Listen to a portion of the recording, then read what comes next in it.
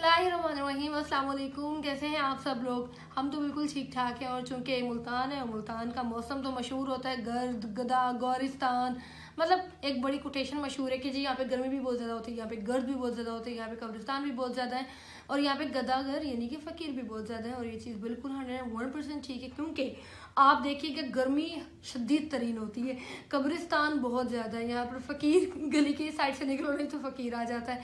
ठीक है, मैं इनको कोई गलत या अच्छी बात नहीं कर रही। फ़र्क इतना है कि इन लोगों ने फ़र्क मिटा दिया है उन लोगों का कि जो बिल्कुल ट्रूली नीडेड हैं या जिन लोगों को सच में हम लोगों की मदद की ज़रूरत होती है। I am not saying that we people are here to help those people only because we belong to a standard which is somehow considered rich over them. No, not at all. लेकिन अगर अल्लाह पाक ने हमें नवाजा है तो definitely हम उसको स्प्रेड आउट कर रहे होते हैं, इंटीग्रेट कर रहे थे, उन लोगों तक पहुंचाने की कोशिश कर रहे होते हैं जिन लोगों को उसकी ज़रूरत होती है। और मैं दुआ करती हूँ कि अल्लाह पाक हम सबको इसके काबिल बनाए। यहाँ पर एक चीज़ बड़ा इंपॉर्टेंट रोल प्ले कर रही होती है, वो होती है तरबियत, जिसके ऊपर हमने आज बात करनी है। तो we all are the product of socialization. अब socialization, yes I know all the parents try their level best to communicate and to commute all the positive things into their child's in socialization। Problem क्या आ जाता है कि हम बाजुकात dual faced हो जाते हैं, multi फेसिड हो जाते हैं। क्यों? हमारे माँ बाप हमें जो तरबियत दे रहे होते हैं, हम उसको with in the four walls of the home हम उसको कहीं पर कन्फाइन कर देते हैं और बाहर निकलते हुए हम उस तरबियत को साथ लेकर जाते हैं जो कि हमें हमारे नेगेटिव इन्वायरमेंट ने सिखाई होती है या हमारे जहन की एब्रप्ट थिंकिंग ने हमें बताई होती है। तो यहाँ पर तरबियत दो तरह की होती है। The one is the positive socialization and the other one is the negative socialization. Here I will be going to compare two kind of children. For example, अगर एक बच्चा है उसको आपने पॉजिटिवली रीइंफोर्स किया है, आपने उसको बड़ा अच्छा एनवायरनमेंट प्रोवाइड किया है, एब्यूजिव लैंग्वेज यूज़ नहीं होती है, स्लैंग लैंग्वेज का इस्तेमाल नहीं होता है, कोई इस तरह की नेगेटिव बात नहीं होती है, एब्यूजिव इन्वायरमेंट नहीं होता है, पेरेंट्स के बीच में रिलेशनशिप बड़ा स्ट्रांग होता है, लीडिंग एक स्टोरी होती है, लीडिंग करियर पाथ होता है, steadily you are moving upward in a ladder.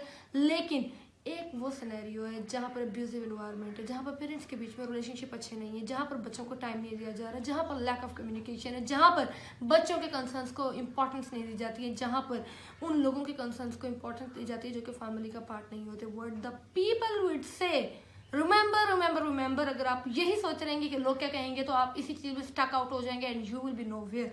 So forget about the people, what the people would say, what the things of the people, what the thinkings of the people. Yes, you have to be confined with your social values, but you don't have to die or murder your heart. You don't have to listen to your brain all the time. I know being a human हमारा brain हमारे heart पर rule नहीं कर सकता, लेकिन हमें कभी कभी हमारे ब्रेन को हमारे हार्ट पर रूल करने देना चाहिए क्योंकि कभी कभी हमारा हार्ट बड़ी निगेटिव बड़ी गलत चीज़ें डिमांड कर रहा होता है। तो if you confident, if you are a communicative and committed person, you know how to let your brain rule over your heart. तो हम बात कर रहे थे तरबियत की, हम बात कर रहे थे सोशलाइजेशन की।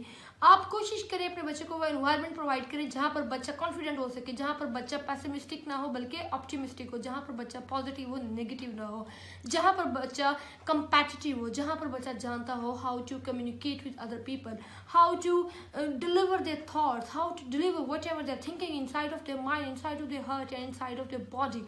तो ये चीज़ें बच्चा तब कर सकता है confidently whenever you are allowing that child to say. अब ये कब पॉसिबल होता है?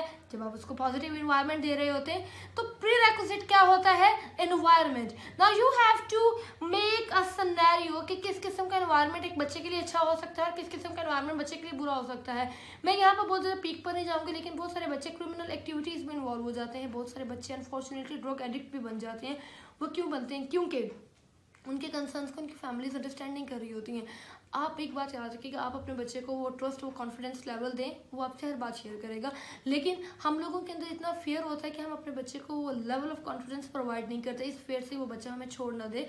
आपकी औलाद है, और एक बात याद रखिएगा, वो वेस्टर्न नेशन में सोशलाइज नहीं हुआ, वो ईस्टर्न नेशन में हुआ है, वो कभी आपको छोड़ नहीं सकता। आप उसके ऊपर अपना ट्रस्ट शो करें, आप उसको बताएं that how much you are important for us.